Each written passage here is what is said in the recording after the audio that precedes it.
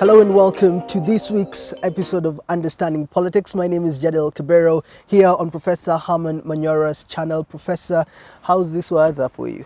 Well, it's cold, but like I told you previously, we are here to stay. Here to stay. We'll fight it. We are giving it a fight. Oh, okay.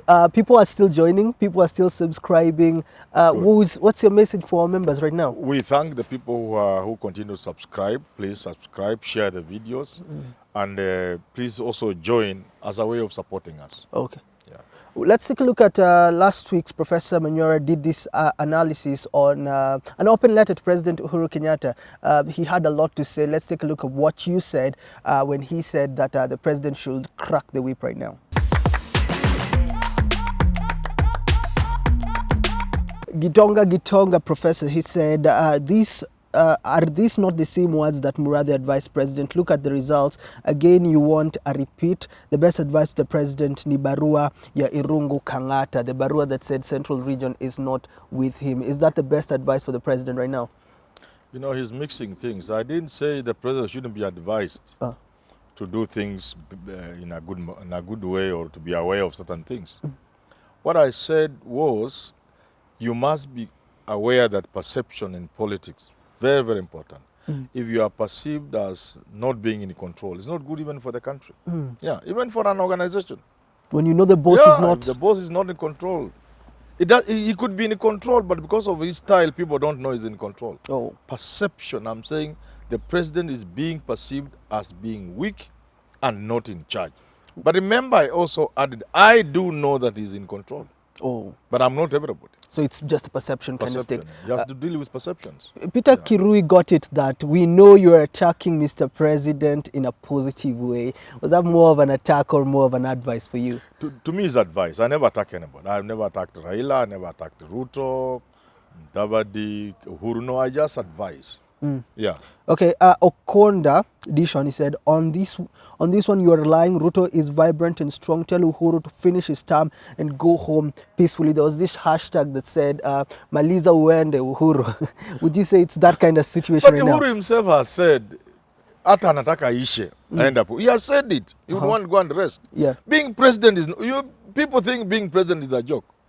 My friend, one day at State House as a man in charge, some people will just walk out and go home. So I think after 10 years, anybody would want to go and rest. Uhuru would want to go and rest. He has said as much. But he's in charge now. He's in charge. Now he's in charge. For now, I'd want to know, though, what are some of the effects of this perception kind of state on him? You see, if people think the king is not in control, then there are always a lot of... There's intrigue. And there are also games within the palace. Yeah. Some of these games can be dangerous to the kingdom. You know, the games. Yeah. But if the king is in control and everybody knows he's in control and is perceived to be in control, those games, even if they are there, they are low-key and they are unlikely to send the kingdom into some kind of problem. Okay. Gladys Adams says, Professor, you're so funny. The saying goes, kutangulia sio kufika. Ndugu Ruto alianza mapema sana.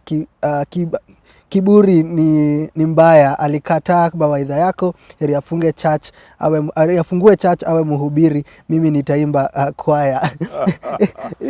People have said it's true. You know, Ruto, I think, started too early. And like I've said here, sitting on this chair with you, maybe it's on some TV station, I think. Okay. What I've said is, you know, these are experienced players. Raila and Uhuru. Yeah. These are experienced people. They watch you coming. They are not in a hurry. Let me tell you, the systems all over the world, you call it deep state, the people in control of things, they are never in a hurry. Even in business, they establish cartels. When you come up as a young businessman, they just watch you. You move very fast, but they just watch you. Oh. They give you time. So they are never in a hurry. You said last week when we did our video, it was actually on Monday, you said that Ruto and Raila just watching the game being played, and once they take charge, neti itaanza kufanya. Yeah, Uhuru and Raila. Yeah, well, they are watching. These are experienced players. Hey, my friend, somebody like Raila, you can't. He's experienced, my friend. He knows the game. Oh, he knows the game. This is Kate Mwai. Come January, this same professor will be telling us a different story in favor of Ruto. Watch this space. Are you favoring anyone? I have never favored. They don't seem to understand. Okay. It is Ruto who entered the field. How could we talk about players who are not in the field? We were talking about Ruto because yeye alikuwa ameingia kwa kiwanja. Okay. Na anacheza peke yake. Anaingiza pande hii, anarudi anaingiza pande hii. Sasa tungeongea juu Raila na Raila hajaingia kiwanja. Wacha Raila aingie tumwambie maneno. We have so much to tell him. Let him si ameanza. Si nimemwambia wache kuingilia Ruto. Niliona. I've already told him that, eh? Yeah. Yes, and I've told him to play politics. I've told him this thing of saying mashinani. I said, told him. Yeah. Now, he has just entered. I have so much to tell Raila. Let him start. The moment he announces officially, we will have things to tell him. This is Zaituni. He says the 50% he got were rented Kikuyus. They could go to another They could go to another higher bidder. Did you say there was corruption though in this one? Politics. By elections. I have told people, whenever there are elections, even in the church, sometimes I'm surprised even educated people. Why don't they read about the Vatican? What goes on when the Pope is being elected? Serious politics, serious maneuvers. Whenever there are positions, whenever there is power, power concedes nothing, and power does not come easily. People fight for power. So all these things are part of politics. Don't go telling me, oh, well, Nilisikia, I was in the studio, Jews Citizen, that 2 or 3 days ago. Yeah. And my friend Kimani Ichung'wah was saying, oh, these guys use chiefs, they were bribed. But I laughed. But this is the things they were being accused of in 2017 by NASA. Oh. Now he knows they are bad. But then all those things are part of politics. What we normally want to do is to make our politics as clean as is humanly possible within the context of politics.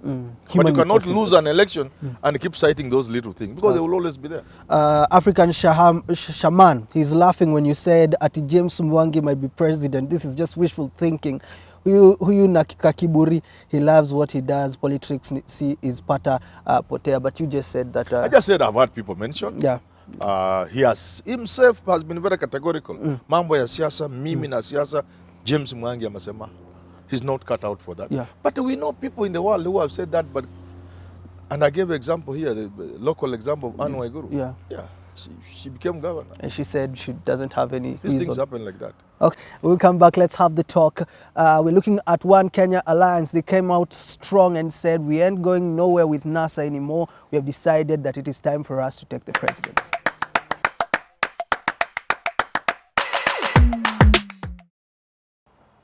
Senator Gideon Moi, Moses Wetangula, Musalia Mudavadi, Kalonzo Musyoka have come together and they have formed the One Kenya Alliance, ready to fight Ruto and former Prime Minister Raila Odinga come 2022. Professor, this is an alliance that has been brought up. Yes. Would you say this is going to be a formidable alliance when it comes to the elections that will be happening in 2022? The alliance of One Kenya. One Kenya Alliance. There's no alliance there. I told you this is a holding ground. No alliance? No alliance. It's a holding ground. Would you say then, are you still standing by the fact that you've always said that these guys will still merge with Raila? Of course. Even though they say that they will not? These people have been put together as a holding ground. Then they will be headed direct to the handshake. Direct to the handshake? Where Raila will be the flag bearer. So can we... In any case, that's the only chance they have against Ruto. But these guys are coming with all the communities. Which communities? All the communities. Joke. I would say that Raila Odinga has been put on a corner and he wouldn't have alliances when it comes to 2022. You know, it is not just a community. It is also something you bring to the table. You see, Raila is the engine of the opposition. Now, turned maybe you can say government. So there's the Raila side and the Ruto side. There are no three sides. There are only two sides. The Raila side and the Ruto side. If the Raila side chooses to endorse Mudavadi, that will be a different thing from the One Kenya Alliance. If they choose Gideon, if they choose Kalonzo, but Raila will have to be the leader of that side for them to stand a chance. But even then, and these are people I know them very well. And I talk to them and I know them. For now, they don't have what it takes to beat Ruto. None of them. Forget about it. They will not. I've seen, and we must tell them the truth. I've seen because we love them. Yeah, I've seen the DP bragging, saying that uko kwao kimeumana. There's a kind of situation of craziness and confusion in NASA. He doesn't then know, either he doesn't know Raila or he's pretending. Raila is a man, you give him half a chance. Every time people have said Raila, they have written him off.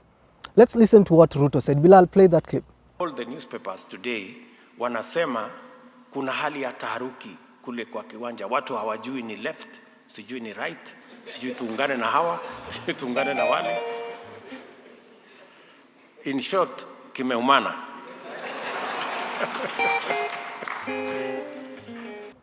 So you've heard Ruto, he's laughing, kimeumana for them. Are they confused? That is what he thinks. Even last time he said like that, rudderless, clueless, leaderless, before they got Raila. Didn't Raila beat them? With Uhuru, they were beaten. Yeah, that's what the Supreme Court told us. But as of now, Professor, you know, you've spoken about perception. As of now, aren't you creating a perception that Raila is still standing strong? And it's not a perception, the reality. Yeah, this is a man you can't...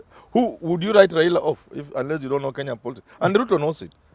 Knows that Raila will organize these things. He has the capacity to organize. You know, of course, limitations are there. He's growing older.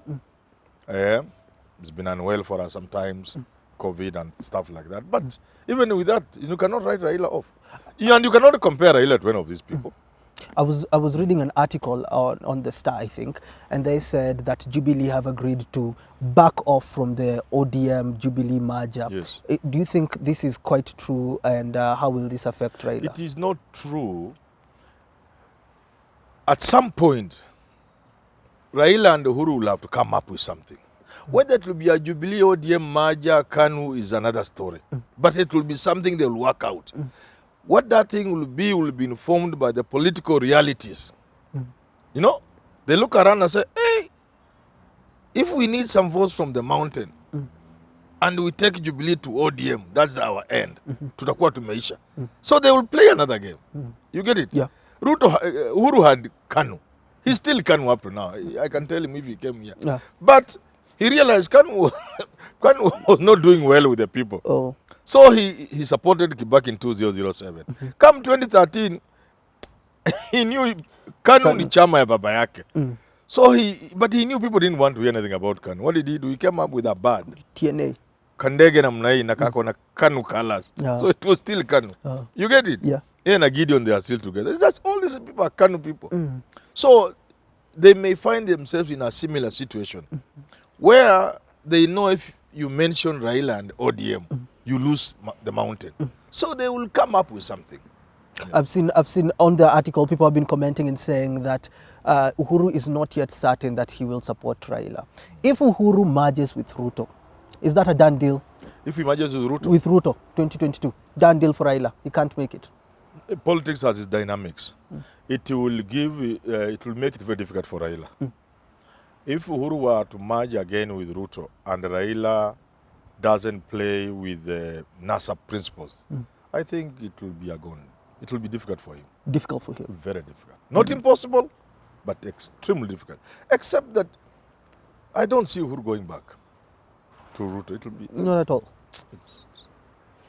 Things don't work like that. Okay. It's very difficult. But if he wants, it will be a difficult game for Raila. Showdown. Oh, it will be a difficult game. But Raila ni nani? You know Raila? Raila is a political animal. But all he can make a move. I'm saying... like supporting somebody and the game is... the other side is gone. Or supporting. He could support now somebody like Mudavadi or Kalonzo. And the anger of the betrayal... Don't underrate the anger that the betrayal... If Uhuru were to betray Raila, do not underestimate the anger and what that anger can lead to. You get it? Yeah. I did a video sometimes back and say, you people, don't you ever try to play each other. Each one of you has a dangerous card under the table. Yeah. If Raila tried to play Uhuru, Uhuru would have a dangerous card. Equally, if Uhuru were to try to play Raila, Raila would also pull a very, very lethal card from under the table. And to me, I see that as choosing another person, just making a team. He'll just craft a team. And then he sits back.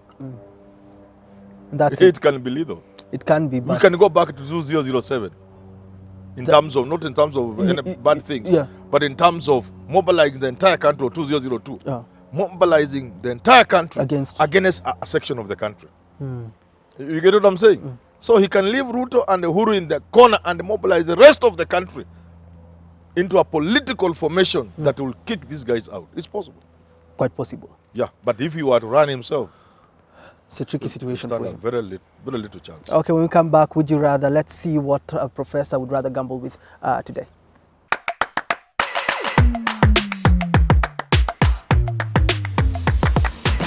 Professor, would you rather have Mukisa Kitui or Moses Wetangula as DP's running mate from the Western region?